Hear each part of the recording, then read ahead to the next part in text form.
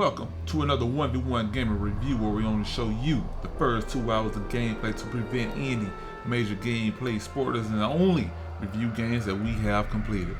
I'm Sneaky Pat, and today we're talking about Alan Wake 2. So it's been a full 13 years since the first Alan Wake was released exclusively on the Xbox 360. The first game left us wondering what the hell's going to happen to Alan. Well, in 2023 we finally got the chance to enter the darkness again. But not only with Alan Wake, but also our second protagonist, Saga Anderson. Before I dive into Alan Wake 2, please understand that this game is damn near nothing like the first Alan Wake all those years ago. However, I would highly recommend playing Alan Wake Remastered first before playing Alan Wake 2, so you won't be lost as much when it comes to this unique story. Also, this is a much slower paced game. It's even slower than Quantum Break and definitely much slower than Control. This is a survival horror puzzle detective game. That's not to say that Alan Wake 2 isn't as great as Control's gameplay or as great as Quantum Break's story. As a matter of fact, you can feel both of those two games in this game. Remedy Entertainment has done it again, and you can truly see why they are a AAA studio to be reckoned with.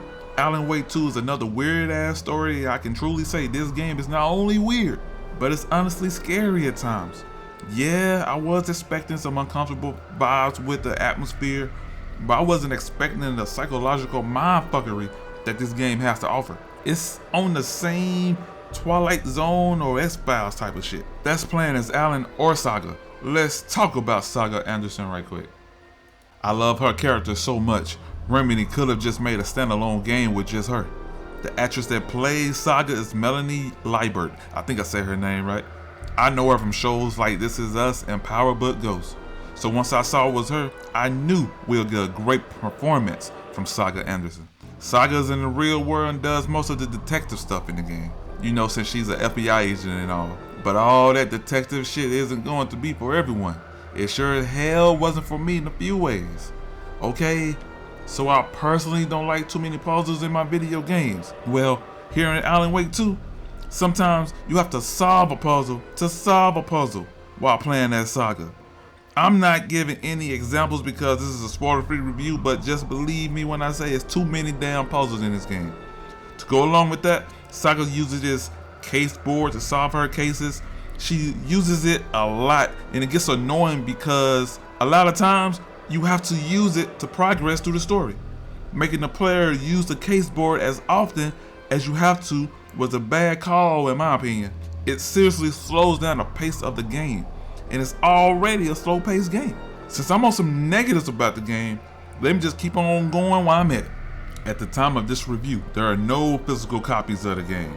While I may buy all my games digitally, I know a lot of you still out there likes to get that physical copy. Also, as of now, there is no New Game Plus mode. Remedy did say they're hard at work to bring New Game Plus quickly as possible. Also, another major issue I had with the game, and this may just be me, but I got lost a lot. No, this is not an open world game, but it's a pretty big ass sandbox type of game. And it's dark as fuck for the most part. My sense of direction already isn't that great. So while trying to figure out where to go in the dark, plus it's scary, it did not help my situation whatsoever. I would say this may be the best flashlight I've used in a video game though. But the last major issue I have with Alan Wake 2 is that at times, and I mean more times than I would like, and especially at the start of the game, it can feel like you're playing a walking simulator game. It's not that much action, there's a lot of exploring to do. I'm a gameplay person first, so once I learned that the gunplay in the game wasn't the main focus, let's just say it was a pill to swallow. So I know I've said I got lost a lot and that I didn't like it. Well, let's turn that negative into a positive, because I think it's meant for the player to get lost and to learn the area as if you were learning maps on a multiplayer games. There are times that you will have to backtrack, but this time you will have new items and weapons, much like a Metrovania type of game. So getting lost to learn the area also helps with knowing what you did or didn't explore. There are maps you can pull up, but your best navigation is your brain in this game.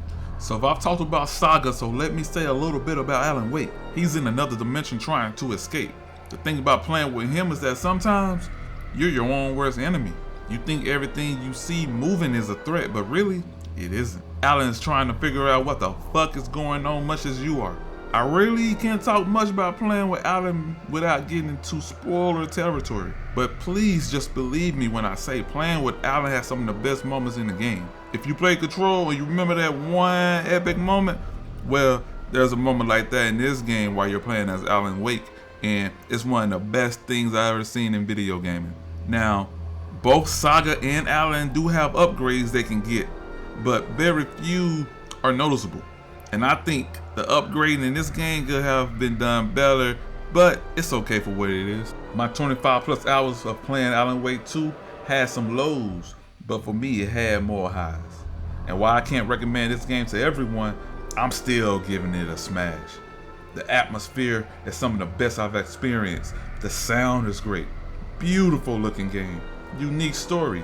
It's actually scary. Alan Wake 2 may not be as much action as part 1, but it's still one hell of a good time taking down the Taken and exploring this mind-bending world that Remedy Entertainment has created.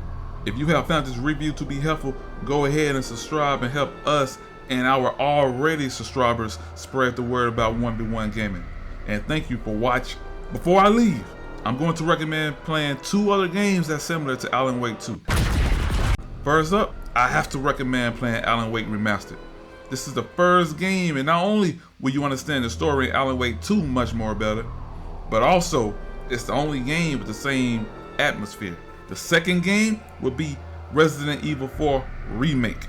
This is truly the closest thing as far as gameplay wise to Alan Wake 2.